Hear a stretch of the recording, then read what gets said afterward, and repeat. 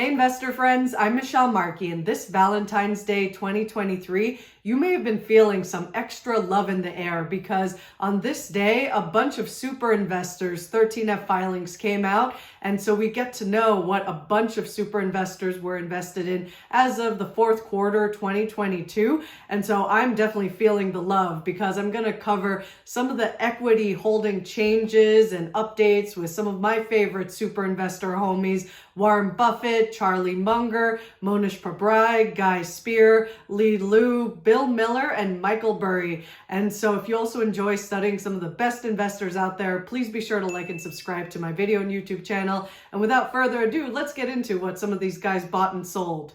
Starting with Warren Buffett's Berkshire Hathaway, we know that they generally tend to be pretty careful, and I'm not so sure that there's been many bargains lying around for Berkshire lately because the stock market seems to have been getting a little bit frothier lately, and we know that Berkshire Hathaway is holding on to at least $105 billion of cash with which to potentially buy a lot of stuff with, and that's what they didn't seem to be doing as much of in the fourth quarter of 2022, where they still had 49 equity holdings worth about $300 billion.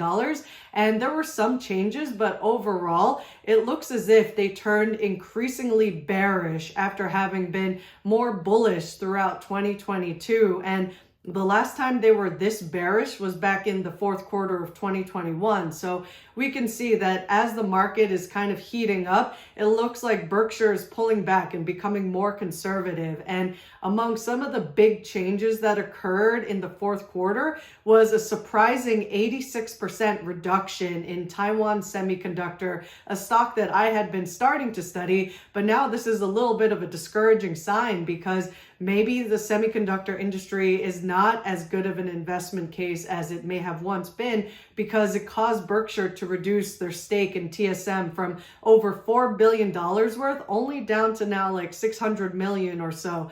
And so that's pretty huge in my opinion of a lack of confidence in that investment, as well as some interesting things. They only bought like 3 stocks in the fourth quarter, and they include Louisiana Pacific Corp, which is a building materials company, and also Paramount Global, and also a little bit of Apple. But otherwise, they were heavily reducing across a bunch of bank stocks, and also in addition to those, also a little bit of Chevron and McKesson, and they continued reducing on Activision Blizzard, so maybe that's not as good of an arbitrage bet as it once was, as well as Kroger. So among some of those, it looks as though Berkshire is kind of loading up on the cash to maybe find better bargains, hopefully in the future, because right now it doesn't seem as though as much is on sale that's either appealing to Warren Buffett himself or his investment managers, Todd and Ted. Moving on to Charlie Munger of Daily Journal. Even though Charlie's not the chairman anymore, he still has some oversight over the equity portfolio. And the 13F for DJCO came out actually in early January, so we didn't have to wait all that long to know what DJCO was invested in as of the fourth quarter. And I already talked about this a little bit before, but I know that DJCO got rid of POSCO, a South Korean steelmaking company. But other than that, they kept all of their bank stocks and Alibaba. And we learned some news of insights of what Charlie believes of these equity holdings currently in the recent Daily Journal annual meeting that was on February 15, 2023, which you can check out in a recent video. I talked about some of my highlights of that meeting. And Charlie said that Alibaba was one of his biggest mistakes. So I'm curious to see eventually if DJCO will sell the remaining Baba stake in the first quarter, or if they're going to hold on to it in perpetuity and see if it kind of ends up better than where it currently is, because they're probably still taking a loss on their current Baba holding. But maybe they're just going to hope for the best. And in spite of Charlie saying that he lost some focus when it came to this kind of stock, maybe he will kind of just stick with it like he stuck with the bank stocks. But he stuck with those for a different reason, and that's they had so much gains because he bought it right at the bottom tick of the great financial crisis at the market's way bottom in March 2009. And so they've had tremendous capital gains. And so if DJCO were to sell any of the bank holdings, they would have to pay crazy taxes on them. So maybe that's why they choose not to sell it. And eventually when they need to, they will. But for now, they're just going to hold them. And so that's basically the news of what's going on with DJCO. So some fascinating things, and I highly encourage you to check out all of Charlie Munger's wisdom that he shared at this year's Daily Journal meeting. And with Mohnish Pabrai's fourth quarter, it was a welcome sign to me to see him investing in more American companies. And we already had known that Brookfield Asset Management had somewhat of a spinoff, and it looks like in the fourth quarter, Mohnish Pabrai added even more to the spinoff, which is still the main company-ish, called Brookfield Corporation with the ticker symbol BN. And he's got about $22.5 million in that. So considering it's sort of the spin-off-ish and it has less of a dividend coming out, it looks like he's more interested in that one compared to the BAM, which is the more maybe investing management arm, which has the ticker symbol BAM, like I said, and he's put about $5 million in that, and that one has a bigger dividend, but it seems like that may have been maybe the more legacy type holding that while he's not as invested in that one as he is in the BN, it seems like he likes both BN and BAM. So if you've done your homework in Brookfield, maybe that could be a potentially interesting investment as well. And he also added to his Micron investment to the tune of about $93 million worth in the fourth quarter in total. So that seems to be what's going on with his 13F equity holdings. And then with some of his international holdings, it looks like he reduced some of his stake in Rain Industries and also Nice Holdings. And I don't know much about those. So that's just all I know basically of what Mohnish Pabrai has been up to. And so overall, he seems to be increasing in some of his, at least American stock investments. And then with Guy Spier of Aquamarine Capital, it's going to be pretty short because yet again, Guy Spier did not have any buying activity in the fourth quarter. So we'll have to see what Guy Spier has up his sleeve, whether he's going to come out with some aces in the coming quarters, if there's anything that's of material interest to him. But I don't otherwise have much of an update to share on what Guy Spier's investing activities have been up to, other than to say that they seem to be pretty much staying as is. So maybe he's also bulking up on cash like Buffett is. And then moving on to Li Lu of Himalaya Capital, it looks like after not having bought anything in the third quarter, Li Lu bulked up on Alphabet in the Google ticker symbol in the fourth quarter by buying about $140 million worth. And now the Himalaya Capital portfolio has about $500 million worth of Alphabet stock across both the Google and Goog ticker symbols. So across both of those, I would guess that Li Lu maybe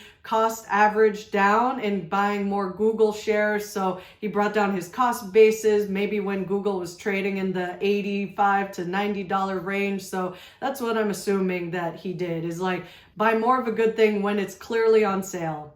And with Bill Miller, it looks like he's turning increasingly bearish right now because he seemed to reduce his top holdings by a lot, including Baba, which he reduced by about 81,000 shares.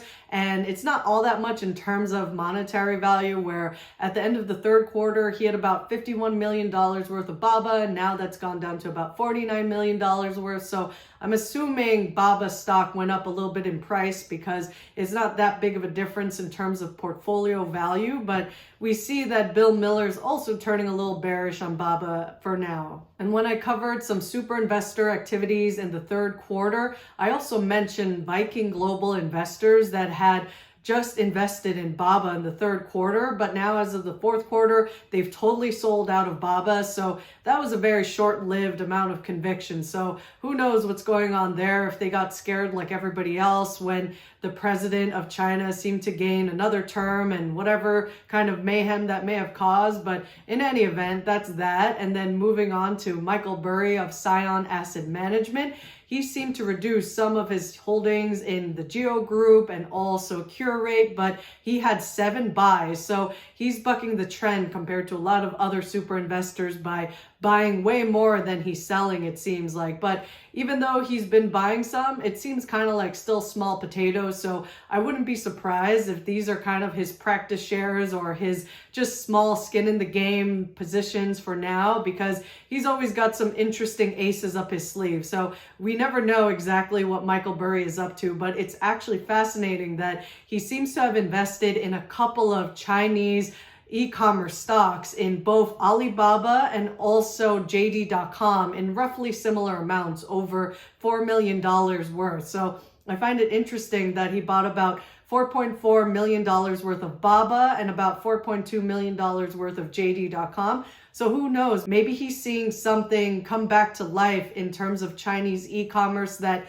everybody else is missing, because I'm sure a lot of people in China, now that things are opening up, will want to eventually spend some more and, enjoy life again like everybody else. So we'll see if he ends up having a very interesting investing thesis just when everybody else, including Charlie Munger, is turning especially bearish on Alibaba. And so it's just interesting seeing how these super investors have such different takes. And I know I mentioned that guy Spier didn't have much activity earlier, but he seems to be just holding steady on Baba too for now. So there's a few people that still seem to keep the faith in Baba, but we'll have to see what might shake up throughout the rest of this year. We never know if these super investors will turn around and sell it in the next quarter. So we have to just always keep an eye out and not just necessarily rush in and blindly copy what these super investors are invested in, because a good lesson for that is how Berkshire Hathaway, in what seemed like no-brainer investments with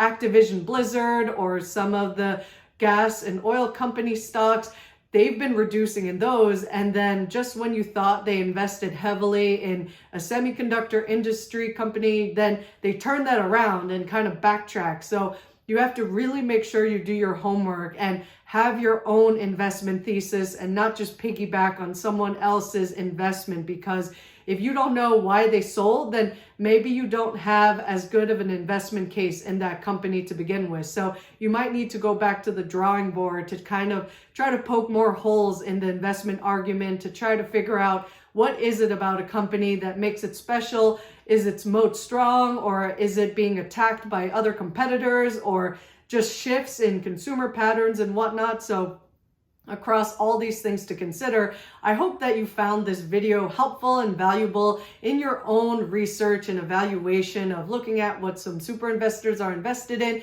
and maybe that will help give you some ideas of what you might also be able to invest in. And if not, if everything looks too hard or scary, then we can always not invest. So no one is saying that we have to swing at pitches of potential investment ideas. We can always just keep calm and keep studying on. So if you enjoyed this video or learned something, please like and subscribe, and I wish you well on your journey to being the best investor you can be. Till next time.